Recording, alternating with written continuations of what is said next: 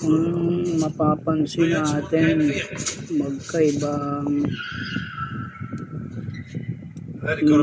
local at Tamiya.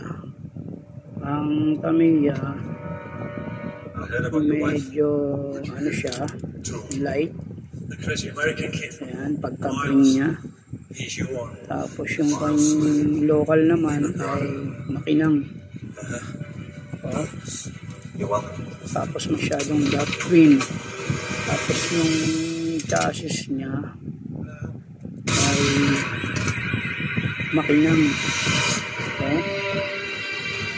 Pero yung Tamiya hindi siya gaano makinang. Pag hindi marunong talaga tumingin, maluloko. Pag dito naman sa likod, parehas pa din.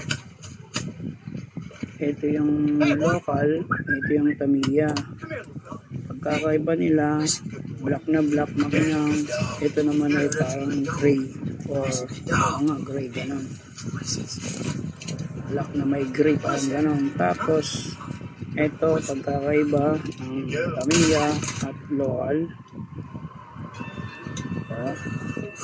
Tapos dito magkaiba din, local at Tamiya.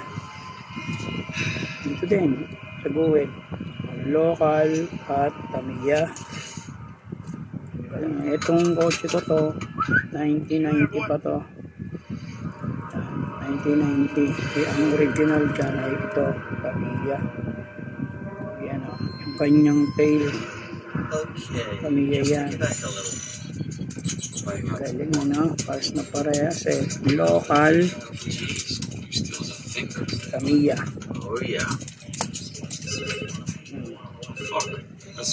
Tamiya local. 1990 ko pa tong kotse.